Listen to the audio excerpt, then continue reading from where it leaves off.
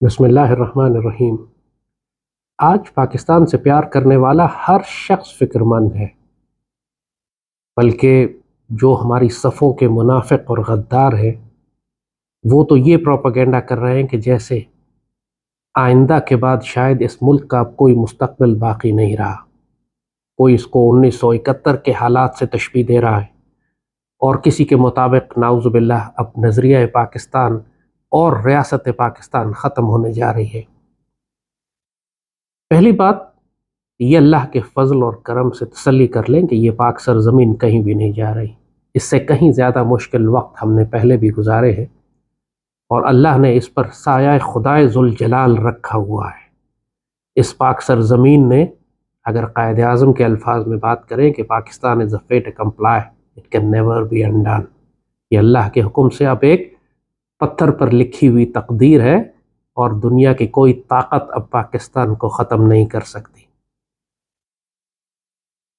مگر ہم پاکستانیوں کے لیے اب بہت سوچنے کا وقت ہے، تفکر اور تدبر کرنے کا۔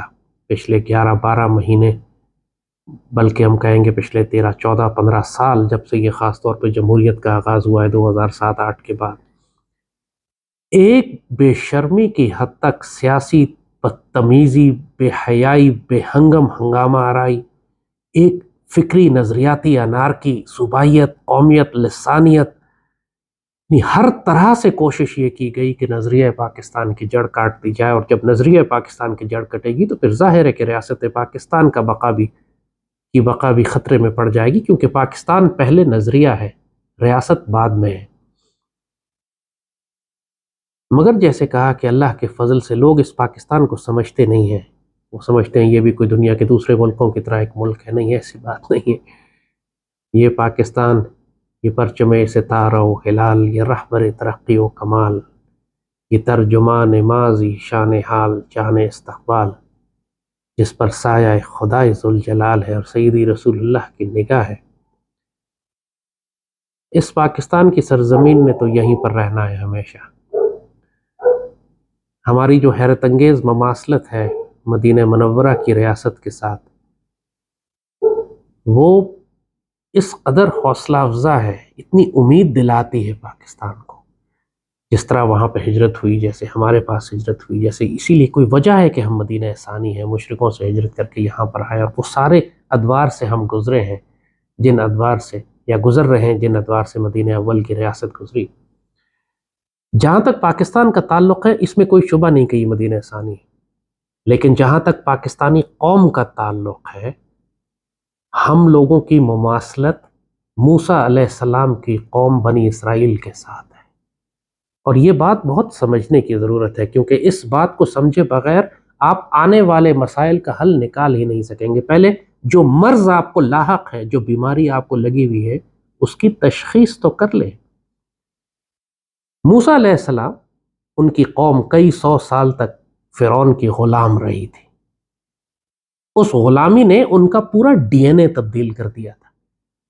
وہ نسل در نسل غلام ہی پیدا ہوئے تھے، وہ سوچ ہی نہیں سکتے تھے کہ آزادی لے سکتے ہیں، یہاں تک کہ جب فرعون ان کے بچے قتل کرنے کے لیے بھی آ گیا تو ان کی جانب سے کوئی مزاحمت نہیں تھی، بکری اور بھیڑوں کی طرح اپنے بچے اس کے حوالے کرتے تھے فرعون کے فوجیوں کے، وہ آتے تھے بچے لے جاتے تھے، ذبح کر دیتے تھے، اور ان لاکھوں کی قوم میں کوئی بغاوت، کوئی تحریک آزادی، کوئی جد و جہد، کوئی یہ جذبہ کہ ہم بھی آزاد ہوں، ایسی کوئی چیز تھی نہیں، وہ بالکل مردہ ہو چکی تھی۔ ایسے میں جب اللہ نے موسیٰ علیہ السلام کو ان کی جانب بھیجا، جنہوں نے اس مردہ قوم کو آزادی دلانے کے لیے پہلے یہی فیصلہ کیا کہ ہمیں یہاں سے فرعون کے حکمرانی سے، فرعون کی سلطنت سے نکل کر ہجرت کرنی پڑے گی کسی آزاد ریاست کی جانب، آزاد علاقے کی جانب، جہاں پر ہم ایک نئی قوم بن سکیں۔ اب یہ نوٹ کریں کہ پاکستان کی مماثلت یہاں پہ کیسی آ رہی۔ اس وقت موسیٰ علیہ السلام نے اپنی قوم کو جب آزادی کی ترغیب دی، آزادی کی جانب لے کر چلے، تو آپ نوٹ کریں گے کہ ہر قدم پر موسیٰ علیہ السلام کے خلاف سب سے بڑی مزاحمت ان کی اپنی قوم کی طرف سے آئی، جس کی رگ و بو میں، جس کے وجود کے اندر غلامی اتنی بس گئی تھی کہ وہ ایک مرد آزاد کو قبول کر ہی نہیں سکتی تھی۔ موسیٰ علیہ السلام تھوڑی دیر کے لیے پہاڑ پر گئے اللہ سے بات کرنے کے لیے، پیچھے انہوں نے بچڑا بنا لیا، بتوں کی پوجا کرنے لگے، سونے کا بچڑا بنا لیا۔ جب موسیٰ علیہ السلام ان سے کہیں کہ ہجرت کرو، یہ کہیں نہ کہیں کوئی نہ کوئی جو ہے حکم ان کی جانب آئے اس میں انہوں نے فساد ڈالنا ہے، جھگڑا کرنا ہے، اعتراضات کرنے ہیں۔ حتیٰ کہ جب موسیٰ علیہ السلام ان کو لے کر نکلے اور وہ سمندر کے کنارے پہنچے اور پیچھے فرعون کی فوج تھی، تو قرآن نے پورا وہ واقعہ لکھا ہے کہ تو ان کی قوم کہنا شروع ہو گئی ہم تو مارے گئے، ہلاک ہو گئے، اب تو بچنے کا کوئی سلسلہ نہیں۔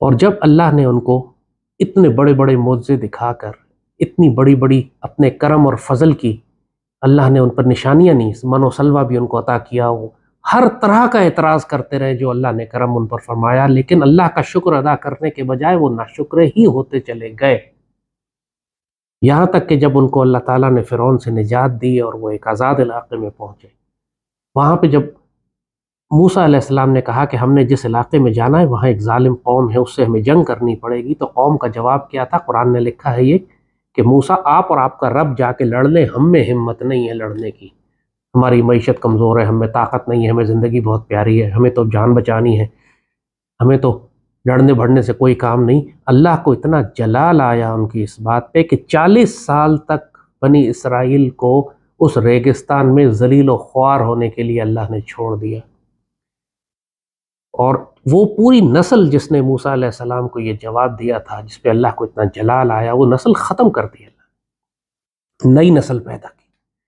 اور وہ نئی نسل پھر موسیٰ علیہ السلام کے ساتھ گئی اور اس نے جا کے وہ علاقے فتح کیے جہاں پہ ان کو رہنا تھا اور قائم کیا، کیونکہ جنگ کے بغیر کو اپنی آزادی حاصل کرنی تھی، جنگ کے بغیر تو نہیں ہوتا۔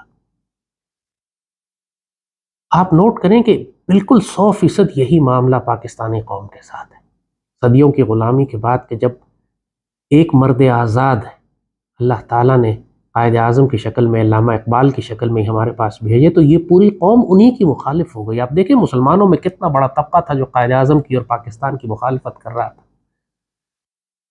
اور کس مشکلوں اور پریشانیوں اور آزمائشوں کے بعد یہ پاکستان جب بنتا ہے تو یہ پوری قوم اس کو یقین نہیں تھا کہ ہم آزاد ہو چکے ہیں۔ صدیوں کی غلامی ان میں ایسی رچ بس گئی تھی، ان کے پورے وجود میں، ان کے ڈی این اے میں، کہ آپ دیکھتے ہیں کہ آج تک پاکستان کا پورا نظام، ہماری اشرافیہ، ہماری ایلیٹ، ہمارے تھنکرز، ہمارے تمام فیصلہ کرنے والے بڑے ابھی تک اس مغرب کی، انگریز کی غلامی میں ایسا ڈوبے ہوئے ہیں کہ سوچ نہیں سکتے کہ انگریز کے حکم کے خلاف بھی جایا جا سکتا ہے۔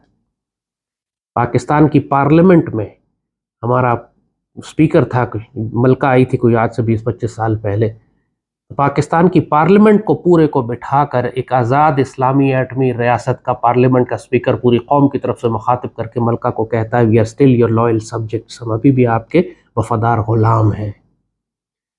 ابھی تک انگریزوں کا یہ اینگلو سیکسن نظام چلتا ہے، جج اپنے سروں کے اوپر وہ بندر والی وگ پہن کے بیٹھتے ہیں، بے حیا بے شرم قسم کے، سمجھ ان کو شرم نہیں آتی ہے۔ 800 سال پہلے انگریز مسلمان کا امامہ نہیں پہن سکتے سیدی رسول اللہ کا، اس میں شرم آتی ہے ان کو، لیکن اس مرے ہوئے کافر انگریزوں کی وگیں پہن کے جو بندر کی ریچھ کی کسی کی کھال سے بنتی تھی وہ پہنتے ہیں سر کے اوپر، بڑا فخر محسوس کرتے ہیں۔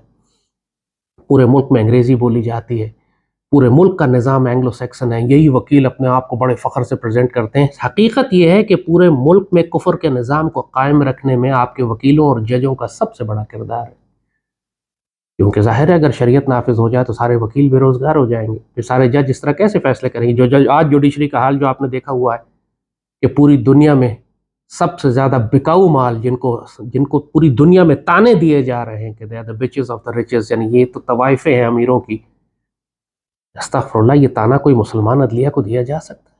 کفار تانے دے رہے ہیں ہمیں، کوئی تانا دے رہا ہے کہ یہ اپنی $10 میں اپنی ماں بیچ دیتے ہیں، کوئی تانا دے رہا ہے کہ یہ سب ہمیں رسوائی اور ذلت کیوں نصیب ہو رہی ہے؟ اس لیے کہ ہم نے بھی وہی کیا جو موسیٰ علیہ السلام کی قوم نے کیا تھا۔ قائد اعظم کے الفاظ ہیں یہ، قائد اعظم نے آزادی کے بعد یہ فرمایا تھا کہ میری قوم آزاد ہو چکی ہے لیکن ابھی تک اس کو احساس نہیں ہے کہ یہ آزاد ہے، ان کے ذہن ابھی تک غلام ہے۔ جس دن ان کو یہ احساس ہو گیا کہ یہ آزاد ہو چکے ہیں، پھر ان کو آسمان چھونے سے دنیا کی کوئی طاقت نہیں روک سکے گی۔ اور قائد اعظم نے بڑی واضح طور پہ یہ بات فرمائی تھی۔ لوگ یہی کہتے ہیں نا کہ اعتراض آج کل کیا جاتا ہے کہ یہ پاکستان فوجیوں نے نہیں بنایا تھا، فوج نے نہیں بنایا تھا، تو پھر فوج کا کیوں کردار ہے پاکستان بننے کے بعد؟ قائد اعظم نے فرمائی تھی یہ بات کہ پاکستان بننا جو ہے، جہاں تک ہجرت کر کے پاکستان بنانے کا تعلق ہے، یہ مکی دور تھا. مکی دور میں جنگیں نہیں تھیں، جنگیں مدنی دور میں شروع ہوئیں. قائد اعظم نے فرمائی یہ بات کہ میرا ایمان ہے یہ کہ میں مکی دور کا سارا کام میں کر چکا ہوں، اور اب اس کے بعد جو پاکستان جس کی حفاظت کرنی ہے، اس کے لیے سپہ سالار اور جنگوں کی ضرورت ہوگی، فوجی طاقت کی ضرورت ہوگی. اس کے لیے آپ کو جنگیں کرنی پڑیں گی. یعنی مدنی دور شروع ہو جائے گا. مدنی دور میں آپ نے دیکھا کہ دوسری ہجری سے جنگ غزوات اور شروع ہو چکے تھے. تو پاکستان بے شک ایک تحریک سے بنایا گیا، اس لیے کہ وہ مکی دور تھا، اس میں جنگ کرنے کا سوال ہی نہیں تھا. لیکن جب پاکستان بن گیا تو اس کی حفاظت کے لیے پھر تلوار ضروری ہے. اسی لیے ہم کو ایک سیکیورٹی سٹیٹ بن کے رہنا پڑتا ہے، کیونکہ چاروں طرف بھیڑیے ہمیں کھانے کے لیے تیار ہیں، ہمارے وجود کو قبول نہیں کرتے. جب آپ کے ہمسائے میں مشرق میں ایک مشرق دشمن جو 5 گنا بڑا ہے آپ سے، 6 گنا بڑا آبادی کے لحاظ سے اور فوجوں کے لحاظ سے 5 گنا بڑا ہے، اور اب پاکستان کے 3 سال کے بجٹ کے برابر وہ صرف پچھلے 1 سال میں اسلحہ خرید چکا ہے پاکستان پر حملہ کرنے کے لیے، تو پھر آپ کیجول نہیں ہو سکتے. آپ کو تلوار رکھنی پڑتی ہے اپنی حفاظت، جان مال، عزت، آبرو اور سلامتی کے لیے. لوگ کہتے ہیں کہ پاکستان آرمی نے، اعتراض کرتے ہیں کہ پاکستان آرمی نے آج تک کون سا علاقہ فتح کیا ہے. پاکستان آرمی نے کوئی علاقہ فتح نہیں کیا، لیکن اس پاکستان کو 75 سال بچا کے رکھنا ہی بذات خود ایک اتنا بڑا کارنامہ ہے کہ دنیا کا کوئی ملک باقی نہیں رہ سکتا تھا ان خطرات کے سامنے جو پاکستان کو درپیش تھے. اور وہ اللہ نے صرف پاک فوج کے ذریعے اس پاکستان کو بچایا، پیپلز پارٹی کے ذریعے نہیں، نون لیگ کے ذریعے نہیں، عمران کے ذریعے نہیں، الطاف حسین کے ذریعے نہیں، اچکزئی اور فضلو کے ذریعے نہیں، پاک فوج کے ذریعے. آپ کا ہونا، صرف اس پاک فوج کا ہونا ہی اپنی ڈیوٹی کر رہا ہے کہ یہ پاکستان آج سلامت ہے کہ آپ اس میں رہتے ہیں. اور جب اس پاک فوج کے ساتھ زیادتی کی گئی، جب اس پاک فوج کو اپنی قوم نے مارا، جب اس قوم نے پتھر مارے، اس قوم نے اس کو دھکیلا، دشمنوں کی سازشوں کے نتیجے میں قوم کو بھڑکا دیا گیا اس کے خلاف، تو پھر مشرقی پاکستان کا سانحہ ہوا. تو آج ہماری پاکستانی قوم غور سے سوچے کہ ہم کہاں غلط ہو گئے. یہ پورے میڈیا کو دیکھ لیجئے آپ، ہماری پولیٹیکل ڈسکورس کو دیکھ لیجئے، اصل ایشو کی طرف کوئی بات ہی نہیں کر رہا. ابھی بھی یہ اسی گمراہی اور ضلالت اور رسوائی اور ذلت میں ڈوبے ہوئے ہیں جس کی وجہ سے یہاں تک پہنچے ہیں. مسئلے کا حل کوئی نہیں آئیڈینٹیفائی کرنا چاہ رہا. مسئلے کا حل بالکل واضح تھا، وہ قرارداد مقاصد میں لکھا ہوا ہے کہ پاکستان میں اللہ اس کے رسول صلی اللہ علیہ وآلہ وسلم کا نظام نافذ ہوگا. اور قائد اعظم نے فرمایا تھا کہ اس ملک میں ایک صدارتی نظام ہونا چاہیے. پارلیمنٹری ڈیموکریسی کو شیطانی کہا انہوں نے، کہا یہ اپروف کیا انہوں نے کہ یہ شیطانی نظام ہے، یہ نہیں چل سکتا، سوائے انگلینڈ کے دنیا میں کہیں بھی کامیاب نہیں ہے. ہماری یہ پولیٹیکل پارٹیز اس لیے اس پارلیمنٹری ڈیموکریسی کو سپورٹ کرتی ہیں کہ اس میں ان کو اپنی نسلوں کو اقتدار میں لانے کا موقع ملتا ہے. باپ مر گیا تو بیٹا، بیٹا مر گیا تو پوتا تو نواسا. یہ کیا بلاول کون ہے اس وقت؟ کیا کریڈینشل ہے بلاول کا؟ ساری زندگی میں اس شخص نے ایک دن کام نہیں کیا، کوئی حلال کا پیسہ نہیں ہے اس کے پاس، نسل در نسل حرام کھا کے باپ دادا جنہوں نے پاکستان کو توڑا، پاکستان کی معیشت تباہ کی بھٹو نے، پوری انڈسٹریلائزیشن کو ہماری نیشنلائز کر کے پوری پاکستان کو 25 سال پیچھے دھکیل دیا ایک رات میں. اب وہ صرف اس لیے دنیا میں جا کے صرف یہی اپنے کریڈینشل بتاتا ہے کہ میرے نانا کو پھانسی دی اور میری ماں کو دہشت گردوں نے مار دیا، اس لیے مجھے پاکستان کا حکمران بنا دو. یہ ڈیموکریسی ان کو اس لیے پسند ہے. مریم کے پاس کیا کریڈینشلز ہیں؟ عمران کے پاس کیا کریڈینشل ہے سوائے اس کے کہ 92 کا ورلڈ کپ اتفاقاً جیتا تھا بارش کی وجہ سے، اس لیے اس کو ملک کا وزیر اعظم بنا دو، کیونکہ قوم پاگل ہے، کرکٹ پسند کرتی ہے، لہٰذا اس کو کرکٹ بنا. اب وہ اس کرائٹیریا کے تحت پھر آپ شاہد افریدی کو بھی بنا دیں، بابر اعظم کو بھی بنا دیں، وہ سارے بڑے اچھے وزیر اعظم بن جائیں گے کیونکہ وہ بھی ورلڈ کپ جیتے ہوئے. یہ سب اس وقت ہوتا ہے، یہ جہالت، بے شرمی، بغیرتی جب آپ کرنا شروع کرتے ہیں نا اس لیول کی، پھر آپ اسی طرح ذلیل ہوتے ہیں جیسے بنی اسرائیل ذلیل ہوئی تھی. اللہ نسلیں تبدیل کر دیتا ہے. ہماری 3 نسلیں گزر چکی ہیں. پہلی نسل کی غلطی 1971 میں پاکستان الگ ہو گیا. اب اس کے بعد 2 نسلیں گزری ہیں، 50 سال ہو چکے ہیں اب ہمیں. اب بھی اگر ہم نہیں سمجھیں گے تو پھر اللہ آپ کو مزید ذلیل کروائے گا، آپ مزید ذلیل ہوں گے. اب یہ اینگلو سیکسن پارلیمنٹری ڈیموکریسی نہیں چل سکتی. پچھلے 70-75 سال آپ چلانے کی کوشش کرتے رہے. اب مارشل لاء نہیں چل سکتا، کیوں؟ مارشل لاء ہمیشہ یاد رکھیے جب بھی آتا ہے ملک میں وہ سسٹم تبدیل کرنے کے لیے نہیں آیا ہے. مارشل لاء آیا ہے اسی نظام کو قائم رکھنے کے لیے، اسٹیبلائز کرنے کے لیے. جب یہ پولیٹیکل سسٹم نے ملک کو خطرے میں ڈالا، مارشل لا آیا، اس نے سب کچھ اسٹیبلائز کیا، کچھ عرصے کے بعد دوبارہ پولیٹیشینز کے حوالے کر دیا، اور یہی پارلیمنٹری ڈیموکریسی اور اینگلو سیکسن لاز کا سرکس پھر شروع ہو گیا، وہی سود اور ربا کا نظام، وہی ساری غلاظت۔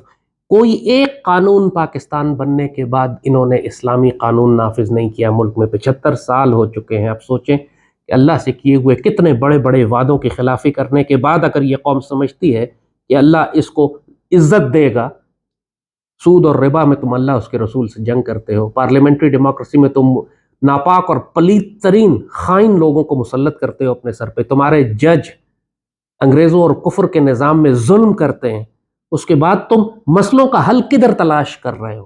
اس بات میں ایک الیکشن کرا دیا جائے تو سب ٹھیک ہو جائے گا؟ مطلب بالکل ہی پاگل ہو گئے، ذہنی معذور ہیں کیا؟ بالکل دے ڈونٹ انڈرسٹینڈ کہ پرابلم کیا ہے، کینسر کیا ہے اس قوم کو، جو بنی اسرائیل کی طرح اللہ سے وعدے کر کے مسلسل اللہ سے جھگڑے کر رہی ہے کہ ہم آپ کا دین نہیں نافذ کریں گے، یہ نہیں کریں گے، جب کبھی بچھڑے کی پوجا کرتی ہے، کبھی وہ کٹھجتی کرتی ہے، سوال جواب اللہ سے، اللہ نے کہا جانور ذبح کر دو تو اس کے بعد 50 سوال کرنا شروع ہو گئے۔ قرآن میں یہ سارے واقعات بنی اسرائیل کے لکھے ہوئے ہیں، اور ہم پاکستانی قوم بنی اسرائیل کی طرح بہیو کر رہے ہیں، اسی لیے بنی اسرائیل کی طرح ذلیل ہو رہے ہیں۔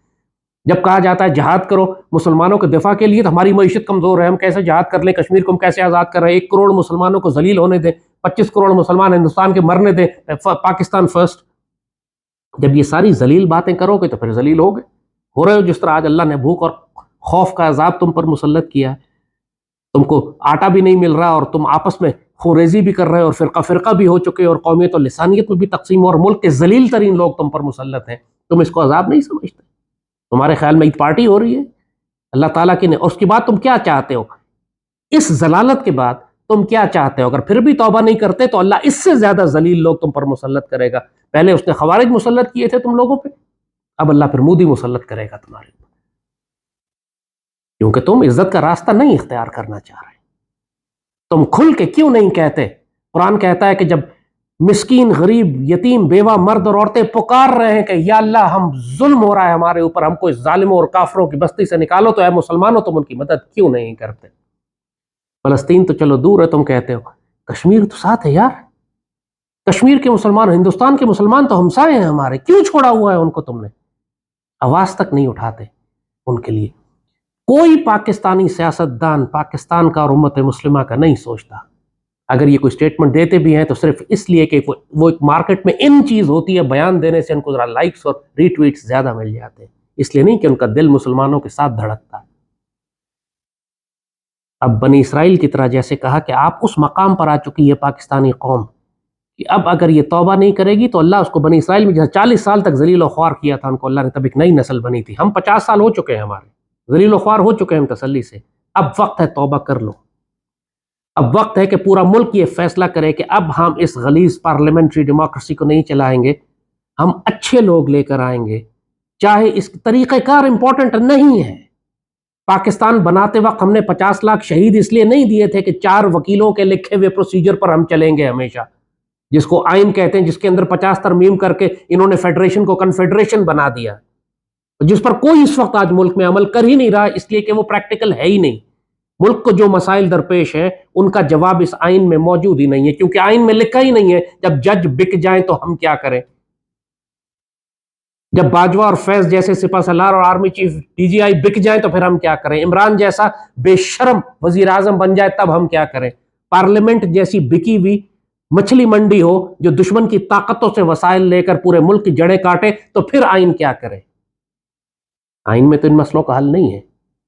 آئین تو کچھ چیزیں زیوم کرتا ہے کہ کچھ جتنے بھی لوگ ہیں یہ سب صادق اور امین ہوں گے، اسی لیے 62 اور 63 ڈالا گیا تھا آئین میں، اس پر تو کوئی عمل نہیں کر رہا تھا۔ پھر اس پہ کیوں روتے ہو کہ آئین کی باقی شقوں پہ عمل نہیں ہو رہا؟ تم نے کون سا عمل کیا؟ اگر عمل ہوتا تو تم پہلے ہی لٹک چکے ہوتے پھانسی۔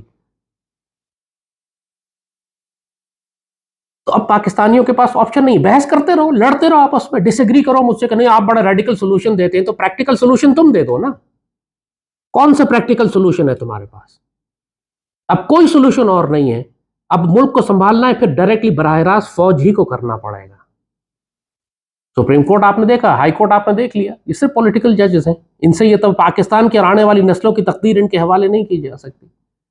فوج 50 غلطیاں کر چکی ہے اور کر بھی رہی ہے، لیکن اب اگر معاملات کو درست کرنا ہے تو فوج ہی نے کرنا۔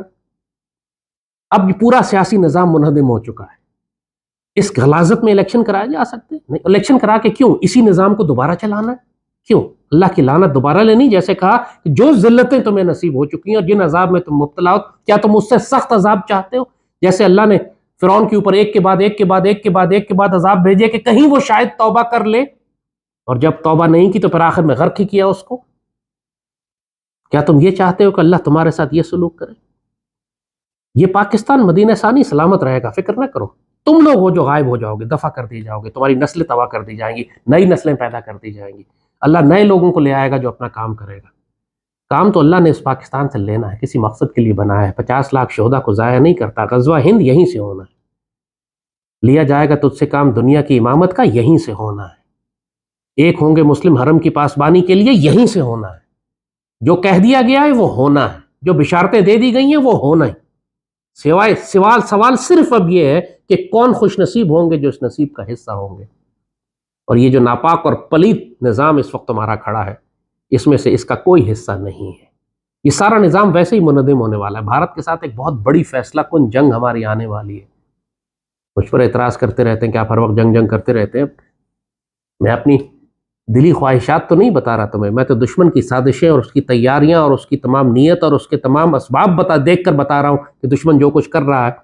جس طرح تم بادلوں کو دیکھ کے کہتے ہو کہ بارش آنے والی ہے،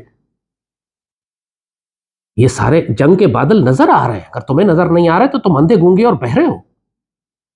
پوری دنیا میں جنگیں برپا ہو رہی ہیں، یوکرین کی جنگ اور روس، وہاں بھی ایک ایٹمی جنگ کا ہے، تائیوان ہو وہاں ایک ایٹمی جنگ کا خطرہ ہے۔ جس دور میں ہم داخل ہو چکے ہیں، اس میں اگر کوئی ریاست اپنا دفاع نہیں کر سکتی طاقت سے، پھر اس کی بقا ممکن نہیں ہے۔ اس کے لیے ہمیں مضبوط مرکزی حکومت چاہیے، یہ تماشا نہیں چاہیے جو اس وقت مچا ہوا ہے۔ ہمارے پاس وقت نہیں، پوری دنیا میں بڑے بڑے اتحاد بنائے جا رہے ہیں، پوری دنیا میں بڑی بڑی اکنامک ڈیلز ہو رہی ہیں، کوئی G20 ہو رہا ہے تو کہیں پہ SC ہو رہا ہے تو کہیں پہ کون سی سمٹ ہو رہی ہے، کہیں پہ مختلف الائنسز بن رہے ہیں، اور پاکستان صرف ایک تماشا بنا ہوا ہے بیچ میں۔ عالم اسلام کی واحد ایٹمی طاقت، ہم کوئی اپنے بڑے فیصلے کر ہی نہیں سکتے جب تک مشرق یا مغرب میں کسی طاقت سے پوچھ نہ لیں۔ ان للہ و انا الیہ راجعون۔ اس لیے کہ یہ وہ بنی اسرائیل کے غلام ہیں جو ہر کام کرنے سے پہلے دائیں بائیں دیکھتے ہیں کہ کسی کو برا تو نہیں لگ رہا، امریکہ کیا کہے گا، یورپ کیا کہے گا، ہماری تجارت بند نہ ہو جائے، امریکہ سے اجازت لی یا نہیں لی، لوگ کیا کہیں گے۔ میں جتنے بڑے بڑے لوگوں سے جب بات کرتا ہوں اور میں ان کو آئیڈیا دیتا ہوں کسی بڑے کام کو کرنے کا، تو یقین کریں پہلا سوال ان کا یہ ہوتا ہے کہ امریکہ کیا کہے گا، یورپ کیا کہے گا، ہماری تجارت تو نہیں بند ہو جائے گی۔ اگر اتنے خوف پالو گے تو پھر سوائے ذلت کے کچھ بھی نصیب نہیں ہوگا تمہیں۔ تو اب آپ لوگ پریشان ہو رہے ہیں کہ پاکستان کا کیا ہوگا۔ آپ کو بار بار رستہ ہم بتا رہے ہیں کہ پاکستان کو اب ایک عبوری ٹیکنوکریٹک حکومت کی ضرورت ہے، پاکستان سے پیار کرنے والے بہترین 15-20 لوگوں کو جمع کریں۔ یہ سیاسی غلاظت نہیں، اس میں سے جس شخص نے پچھلے 25 سال میں سیاست میں حصہ لیا ہے اس کو اس عبوری حکومت کا حصہ نہیں ہونا چاہیے۔ یہ سارے سیاسی غلیظ ناپاک اور پلیت لوگ پاکستان کا بیڑا غرق کرنے میں اپنے اپنے حصے کا جرم کر چکے ہیں، اپنے حصے کا گناہ سمیٹ چکے ہیں۔ نئے لوگ لائیں جن کی زندگی ہے، غلام اسحاق خان جیسے لوگ، اس طرح کے لوگ آپ پاکستان میں 50 بیٹھے ہوئے ہیں جن کی ساری زندگیاں پاکستان کی وفاداری، محبت اور چلانے کی وجہ سے تو پاکستان کھڑا ہے آج، ورنہ سیاستدانوں کی حرکتوں کی وجہ سے پاکستان کھڑا رہ سکتا تھا، ان ججوں کی حرکتوں کی وجہ سے پاکستان نے قائم رہنا تھا۔ اگر قائم ہے پاکستان تو ان جیسے لوگوں کی وجہ سے جنہوں نے ساری زندگیاں لگا دی اس پاکستان کے لیے، اور ابھی بھی ماشاءاللہ پاکستان میں ہزاروں لاکھوں لوگ ایسے موجود ہیں۔ ان لوگوں کی ایک حکومت بنائیں، 3-4 سال کے لیے ملک کو صرف سٹیبل ہونے دیں، اس کے بعد پورا سیاسی نظام تبدیل کریں، ملک میں شریعت کا نظام لے کر آئیں۔ آپ نہیں کریں گے، اللہ کروائے گا۔ آپ نہیں کرنا چاہتے، آپ کو غزوہ ہند برا لگتا ہے، مودی آپ پر مسلط ہو جائے گا، پھر تو آپ کو لڑنا ہی پڑے گا۔ جو غزوہ ہند کی نیت رکھے گا وہ غزوہ ہند کا اجر پائے گا، جو صرف جان بچانے کے لیے لڑے گا وہ کتے کی موت مرے گا۔ زندگی اور موت تمہاری بزدلی اور بغیرتی یا دلیری اور شجاعت کی وجہ سے تمہارے وہ فیصلے تبدیل نہیں ہو جائیں گے، ہر کوئی اپنی نیت کا اجر پائے گا۔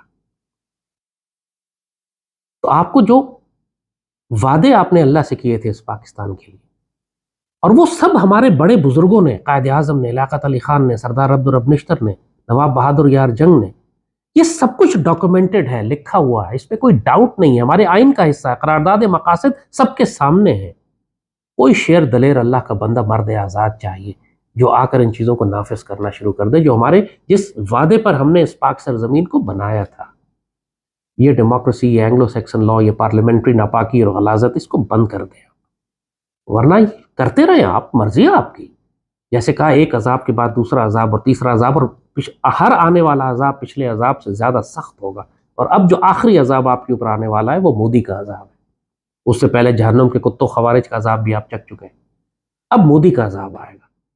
پھر شکایت نہیں کرنا، یہ مت کہنا کہ ہمیں وقت پہ بتایا کیوں نہیں تھا آپ نے، آپ آگاہ کر دیتے تو ہم توبہ کر لیتے، ہمیں رستہ ہی نہیں مل رہا تھا، وہ وقت پہ بولتے، پہلے بتاتے. یہ ساری بکواس نہیں کرنا. اس وقت پچھلے 15 سال سے ہم ایک ہی بات تمہیں کہہ رہے ہیں کہ یہ ملک اللہ اس کے رسول صلی اللہ علیہ وآلہ وسلم کے نظام کے لیے بنا تھا. غزوہ ہند کی تیاری کرو اور ملک میں شریعت نافذ کرو اور اچھے نیک اور دلیر مسلمانوں کی حکومت لے کر آؤ. پروسیس میں مت پڑھو کہ آئین اجازت نہیں دیتا تو جج کیا کہیں گے، تو وکیلوں نے کیا کہنا ہے، تو سول سوسائٹی کیا کہے گی. یہ سب جائیں بھاڑ میں، کیونکہ ان سب نے ہی پاکستان کو یہاں پہنچایا ہے جہاں پاکستان پہنچا ہے. اب پاکستان کو ٹھیک کرنے کے لیے تلوار چاہیے. اسی کو بزرگوں نے ڈنڈے والی سرکار کہا ہے. کیا پاکستان کا نظام بغیر تلوار کے ٹھیک ہوگا؟ مجھے بتاؤ. کیا پاکستان میں جو غلاظت اور جو کینسر اور جو کرپشن پھیل چکی ہے، آج بلوچستان ہائی کورٹ کے ایک جج نے بات کی، بڑی زبردست بات کی. اس نے کہا پاکستان میں کرپشن پر جب تک سزائے موت نہیں دیں گے کرپشن ختم نہیں ہوگی. یہ تو حکم اللہ اس کے رسول کا ہے پرانا. چور کے ہاتھ کم از کم کاٹ دو، ورنہ جو بڑی معاشی دہشت گردی کرتا ہے وہ چور نہیں ہے، وہ معاشی دہشت گرد ہے. اس کو تو سولی چڑھانے کا حکم ہے، کیونکہ وہ تو زمین میں فساد کا مرتکب ہوا، جس کی وجہ سے پورے ملک میں لاکھوں لوگ، ان کی معیشت تباہ ہوئی اور ملک کی اکانومی تباہ ہوئی اور ملک دشمنوں کے نرغے میں جانے لگا. اللہ نے تو حکم دیا ہے کہ دہشت گردی چاہے معاشی ہو یا عسکری ہو، اس کو تو سولی چڑھانے کا حکم ہے. تو انگلی نہیں کاٹتے، ہاتھ چور کے تو ہاتھ کاٹنے کا حکم ہے. جب تک آپ اللہ کا دین نافذ نہیں کریں گے، صرف ایک حکم ہی نافذ کر دیں گے، چور کے ہاتھ کاٹ دو، معاشی دہشت گرد کو سولی چڑھا دو، اور قصاص نافذ کر دیں. جو قتل کرے گا اس کو قتل کیا جائے گا، ارریسپیکٹو کہ کتنا طاقتور، کس خاندان کا اور کس گھرانے کا اور کس پولیٹیکل پارٹی کا ہے. دیکھیں صرف اتنی اس کی برکت دیکھ لیں، پھر کیا ہوگی آپ کے پاس. حکم نافذ کر دیں کہ زکوٰۃ کا نظام پر نافذ کیا جائے گا، یہ حکم نافذ کر دیں کہ سود اور ربا بند کر دیا جائے گا. کوئی قیامت نہیں آ جائے گی اگر آپ سود اور ربا کا نظام بند کر. چند پرائیویٹ بینکس ہیں وہ کولیپس کر جائیں گے، کر جائیں. لوگ اپنا پیسہ سرکاری بینکوں میں رکھوا سکتے ہیں. ریڈیکل ڈیسیشنز تو لینے پڑیں گے. اللہ اس کے رسول سے جنگ کر کے تو آپ معیشت ٹھیک نہیں کر سکتے. تو جو بھی ہماری باتوں کو یہ سمجھ رہا ہے کہ یہ بہت ایکسٹریم ہے، بہت ریڈیکل ہے، ان کو یوکرین جا کے دکھائیے. جنہوں نے وقت پہ توبہ نہیں کی تو پھر آج ان کے ملک کا کیا حال ہو چکا ہے. ایسٹرن یورپ کے جدید ترین شہر تھے وہ، جو اب بالکل فلیٹ ہو چکے ہیں. ان کو سمجھائیں لاجک جا کے، ان سے دلیل کی بات کریں. There is nothing left to talk about. پاکستانیوں کو اللہ سے ڈرنا چاہیے. مجھے کوئی شبہ نہیں ہے اس بات میں، کسی بھی لمحے مودی بارڈر کراس کر سکتا ہے. اور ہمارا سارا جو ہمارا ایسٹر، ہماری ساری آبادی جو ہے وہ انڈین بارڈر کے ساتھ ساتھ رہتی ہے. سارا پنجاب ہمارا ادھر ہے، مین پاپولیشن سینٹرز ہیں. آپ کے خیال میں اگر انڈین انویژن ہوتی ہے تو یہ پاپولیشن سینٹرز ان کا کیا حال ہوگا؟ ان کی آبادی کہاں جائے گی؟ کیسے سروائیو کرے گی؟ یہ ساری قوم اللہ سے اسی عذاب کو طلب کر رہی ہے جس قسم کی ضلالتیں ہماری اشرافیہ کر رہی ہے اس وقت. تو اللہ سے ڈرو، ایسا نہ کرو. یہ آخری موقع ہیں تم لوگوں کے پاس، توبہ کر لو، معاملات کو ٹھیک کرو. پاکستان میں جو طاقتور فیصلہ کرنے والے لوگ ہیں، اگر کوئی شرم حیا باقی ہے سپریم کورٹ میں تو وہ، ورنہ آرمی کو ڈیفینیٹلی کرنا ہے یہ کام. ملک میں ایک عبوری حکومت قائم کرے مضبوط، جو پاکستان کی ریاست کو سٹیبلائز کرے، پاکستان میں عدل کا نظام لے کر آئے، پاکستان کے نظام کو تبدیل کرے، لوگوں کو ذرا سکون دے شریعت نافذ کر کے. شریعت نافذ کریں گے سکون آ جائے گا. اس وقت بہت پریشانی ہے، لوگ گھبرائے ہوئے ہیں، خوف زدہ ہیں، ڈرے ہوئے ہیں، اس لیے کہ کوئی ان کے سر پر ہاتھ رکھنے والا نہیں ہے. کوئی ان کو فادر فگر، قائد اعظم جیسا نظر نہیں آ رہا. بالکل یتیم ہو گئی ہے قوم. بے شرم آوارہ کمینے بھیڑیے ہیں جو مسلط ہیں حکمرانوں کے نام پہ، لیڈرز کے نام پر، ایک سے ایک بڑھ کر پلیت اور ناپاک. یہ سب کچھ سٹیبلائز کرنے کی ضرورت ہے. ایک اچھا حکمران جب آ جاتا ہے تو قوم کو تھوڑا سکون ملتا ہے، تھوڑا قوم کام ڈاؤن ہو جاتی ہے، عدل و انصاف نافذ ہونے لگتا ہے. تو لوگ پھر کوئی سیاسی جماعتوں کے پیچھے نہیں بھاگے گا. کوئی فرقہ وارانہ قومیت، لسانیت، فرقہ واریت گروہ جو ہے خود بخود ختم ہونے لگتے ہیں جب ملک میں عدل نافذ ہونے لگتا ہے ایک مضبوط حکمران کے ہاتھ. بابا بلے شاہ نے کسی نے کہا تھا کہ 4 کتاباں اتو لتھیاں اتو لتھا ڈنڈا، 4 کتاباں کچھ نہ کیتیاں سب کچھ کیتا ڈنڈا. حقیقت بھی یہی ہے کہ شریعت آپ بغیر، شریعت اور عدل ہو یا انصاف ہو یا کانسٹیٹیوشن ہو یا لا ہو، لا آف دا لینڈ ہو، آپ بغیر تلوار کے کسی بھی چیز کو نافذ نہیں کر سکتے، سختی کرنی پڑتی ہے.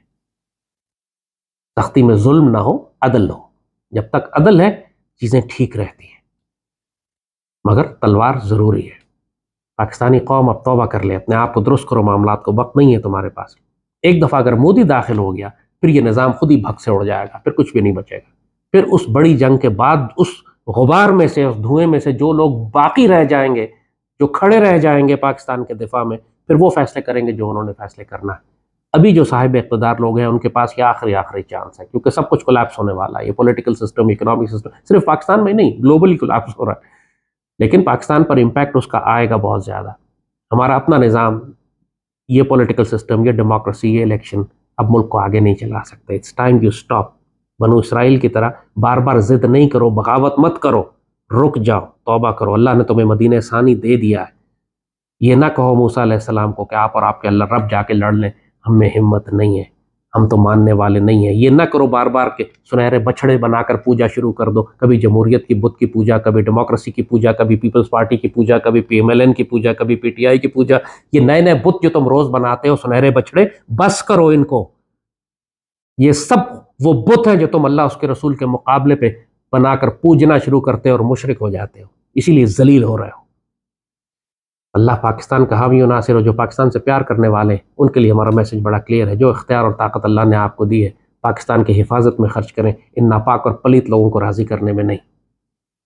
اللہ آپ کا حامی و ناصر ہو، اللہ پاک سرزمین کا حامی و ناصر ہو. اور جو تقدیر اللہ نے ہمارے نصیب میں لکھی ہے، اللہ ہمیں وہ نصیب کرے شیروں اور دلیروں کے ہاتھ. پاکستان زندہ باد.